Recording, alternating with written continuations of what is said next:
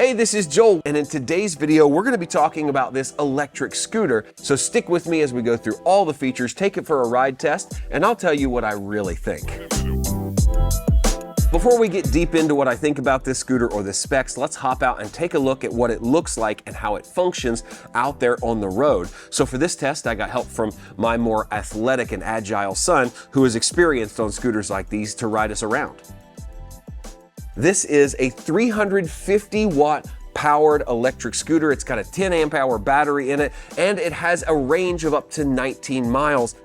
This scooter is from a company called MEGAWHEELS. Not long ago, they reached out and said, hey, we've got this new scooter coming out. Would you want to take a look at it? I said, sure, because last winter, my family and I spent about a month and a half, almost 2 months at a very large RV park in Florida called Jimmy Buffett's Margaritaville. And there were miles of roads everywhere. So most of the time we were walking up to a half mile to some of these places. If we wanted to do laundry, we got in a car and went over to check our laundry, and we thought, wouldn't it be convenient to have one or two of these electric scooters around to help us get from point A to point B quickly and easily without having to start up a car? So I thought it'd be great to take a look at something like this. And the reason I think it's great for travel is because you can quickly and easily fold it in half. This handle comes all the way down, kind of like a foldable e-bike, and there's a hook right back here on the back side that you can hook it into and then simply pick it up.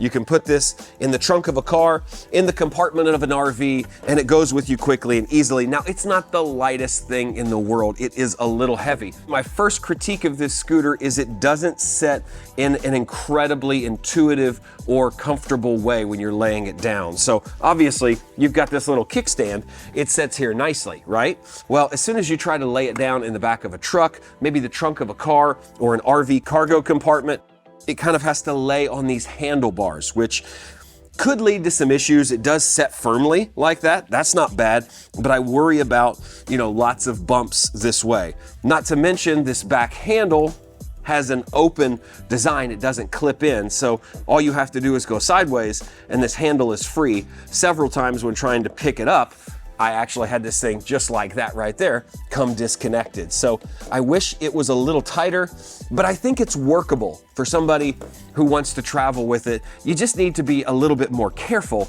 than maybe you thought you needed to be with something as simple as a foldable scooter. You can choose between low, medium, and high operation speeds. Now, they claim that this thing can go all the way up to 19 miles an hour, but I don't believe it because A, you wouldn't want to go 19 miles an hour on this thing. It's way too small. It's a scooter.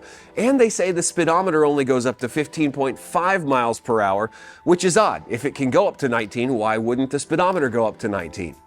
In our testing on flat ground, 11 to 13 miles an hour was about as fast as we got it going, and honestly, about as fast as we wanted to go on it. We didn't want to go any faster than that, so I would say it's sufficient speed. It's not super speedy. It's not gonna, really scare you how fast it is like some electric bikes do, but it is powerful enough to go up small inclines. You will notice that it does slow down a little. I think it's approved up to 15% grade, which is a pretty good hill if you know anything about degrees of severity and grade. But 11 to 13 miles per hour on high, slower on medium and low if you want to adjust that. It's got a really nice battery life, 10.2 amp hour battery, 19 miles of range. That's a long way. It just kind of meant for small trips, scooting around. You're going a half mile, 3/4 of a mile in one trip, then you can charge it again, and charging is pretty quick and easy.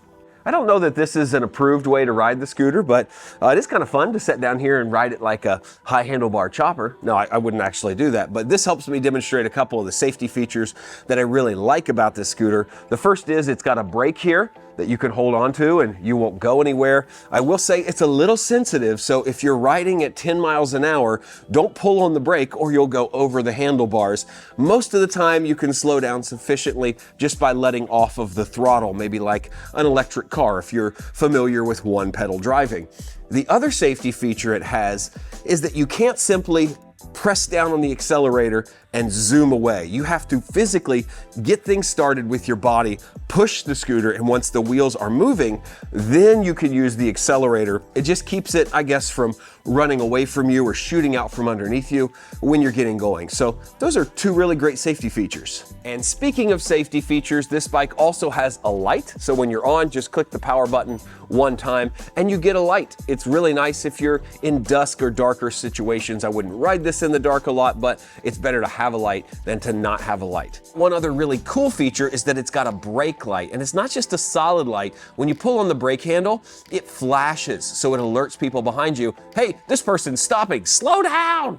Taking a look at the platform and below, like I said, it does have a small kickstand here that is handy, keeps it upright whenever you're done or just sitting there in between things. I would say if you're gonna leave this out in a public place, I would find a way to chain it up so it doesn't get stolen. These are puncture resistant, not puncture proof, puncture resistant tires. They are air-filled, so you wanna make sure that they're not deflating on you, but they seem pretty solid. They're 10-inch wheels, I believe, and you have this nice grippy platform. Everything here is more like slick plastic until you get to the center of the platform here, and it's very nice and grippy. For me, I wear size 12 shoes, so I found it hard to put my feet anywhere on this. I didn't know how to hold them. My son kind of went side by side with his feet. That's the way he traditionally rides other scooters. He's only 5'4", and his feet seem to fit just fine with lots of room. So it's a generous platform, but once you get over 6 feet tall, I think you're gonna have more trouble with this. Like everything else in life, it's just not made for people that are 6'2", 6'3", and above. Oh yeah, and I almost forgot, you've got a mechanical bell right here. So if you're on a sidewalk and need to let somebody know you're coming, or you're in a safety situation and someone needs to know you're there, just click your little mechanical bell, no electronics required. All right, so do you really want to know what I think about the A6 Eco from MEGAWHEELS? Well, for a scooter, I think it's pretty cool. I honestly don't have a lot of experience with scooters, but I can see the application for RVers, travelers, people that want to get around cities quick and easily. If you're going into a city and you have one car, maybe one person takes the scooter in this direction, the car goes this way and you meet up later. My family and I used to do that.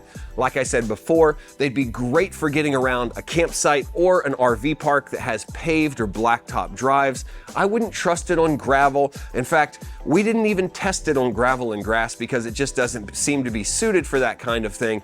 But if you need a quick and easy way to get from point A to point B, something like this is transportable, can go quite a ways without any maintenance or any worry.